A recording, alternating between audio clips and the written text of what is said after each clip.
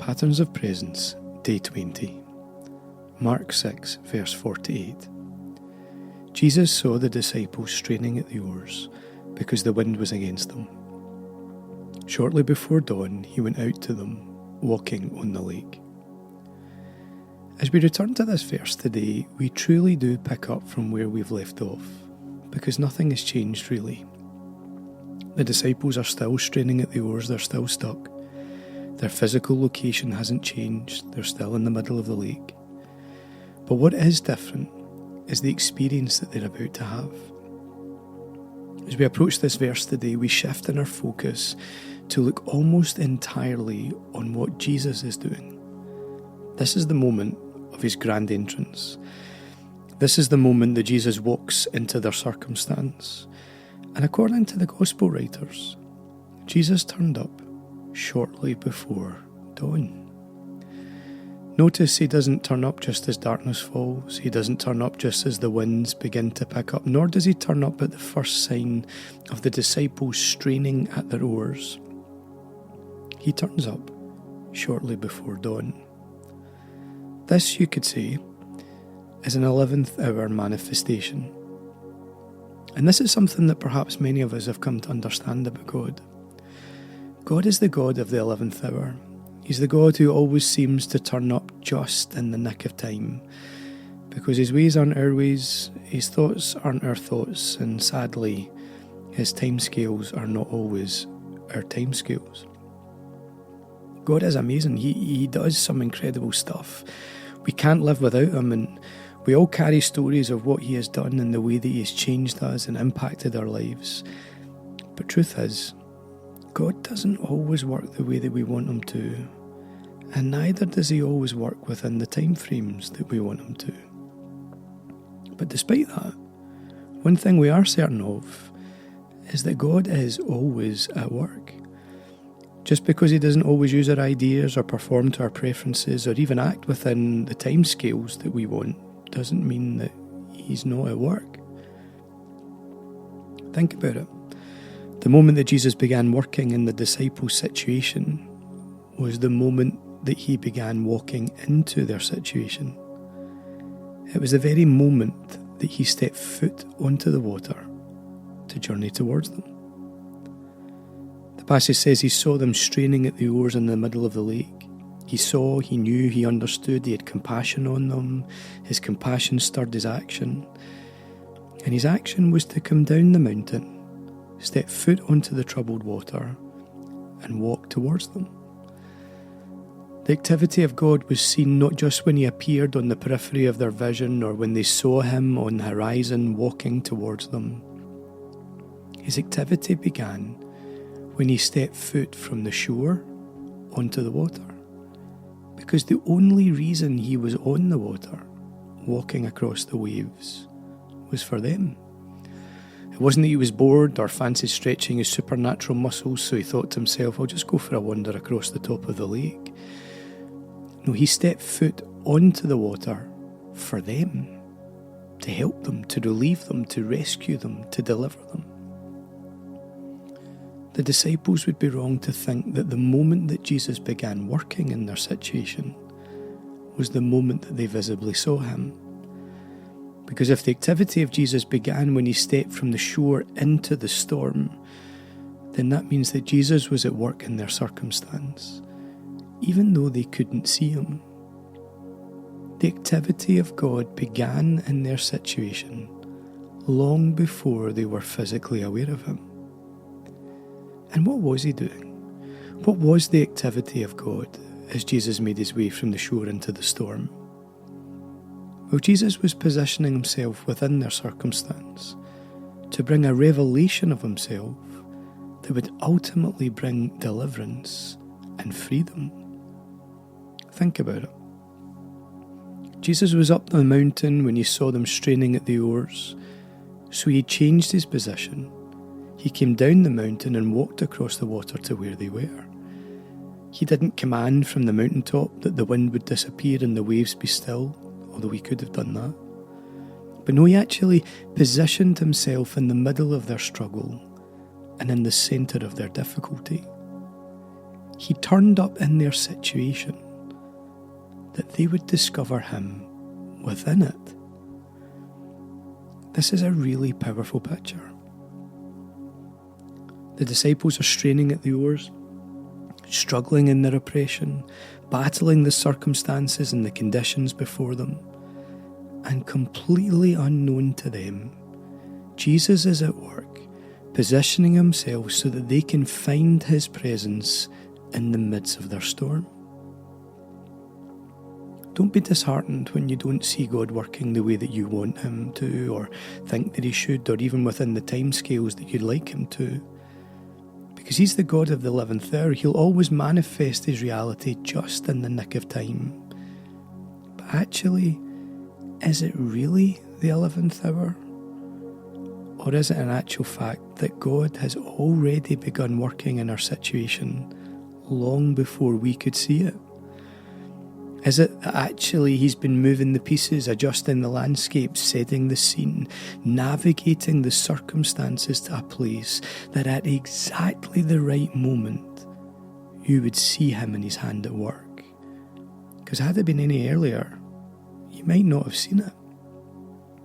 Had it been at any other point, you might not have recognised it as him or attributed it to his power. Had it been at any other point, you might not have been ready to see and receive all that he had to reveal and manifest. We can be guilty at times of only being able to see God's hand and work in the moments of the big and the grand and the powerful and significant. We can even be guilty of only really recognising his presence in the tangible and the visible, or when he's right there in front of us calling our name. But there are times when we need to adjust the lens or change the lens even. If his activity begins long before we can see it, then there are times when we have to rest in his promises and the truth of his word.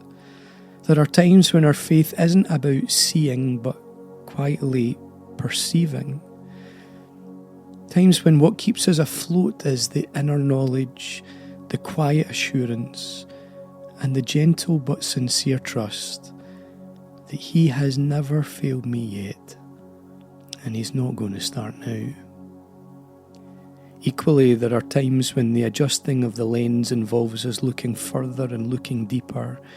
He might not be right there, he might not be in the space and place directly before us, but maybe if we lift our eyes up, maybe if we look a little bit further and a little bit deeper, maybe if we look through the rain and past the clouds, we might just see him and find him. And that glimpse of his presence, of his outline, the discovery of his fingerprint, or even just his shadow, is all that we need to know that he is there. He's in this. He's with us. The big truth that we need to learn is that he always is. He's always with us. He promises to never leave us nor forsake us, so it's not that he's not there. It's just that sometimes he's not where we want him to be, or where we think he should be. But that doesn't mean he's not with us. So the onus is on us to shift the gaze, to adjust the focus, to change the lens, to look and to see. He might not be in the place and space that we want him to be, but we can be confident of this. He's in the place and space that he needs to be. He sees how this all pans out. He knows this whole thing and how it all fits within the plan and the purpose, so he positions himself where he needs to be, so that at the exactly right moment, he fills the place and space with his power and brings us into an encounter with him. Today, pause. Lift your eyes. Shift your gaze. Adjust your focus, change the lens. Look through the rain and the storm, see his outline, find the place that he occupies. He might be on the periphery, he might be right there in front of you, or he might be somewhere in between, but he is there, and he is here, and he's in this with you. He might not be in the place and space that you want him to be, but he is where he needs to be. See him, find him, perceive him. And let the confidence grow, the inner assurance, the quiet faith. He is there, he is here, he's in this with you, he's got you. He might be on the horizon, he might be walking towards you, he might be right there in front of you. Lift your head, shift your gaze. There's more to the story than you can see right now. He is in this with you, because he is a faithful God, and great is his faithfulness. If you have felt the dark of night, questioning what is out of sight, he is the answer, he is the light. If you have felt the weight of sin, bound by the shame that's hemmed you in, he'll break the chains, he will forgive.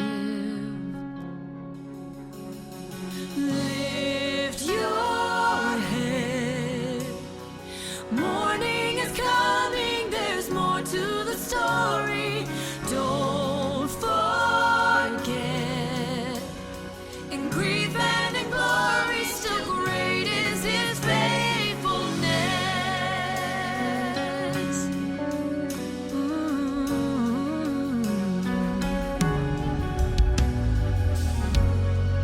If you felt broken and betrayed, no one to trust, alone, afraid, he'll comfort you, he knows your name.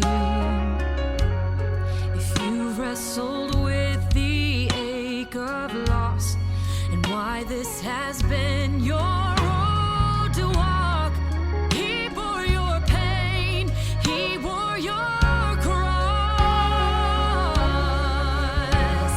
Lift your head, morning is coming, there's more to the story. Don't forget, in grief and in glory, still great is his faithfulness.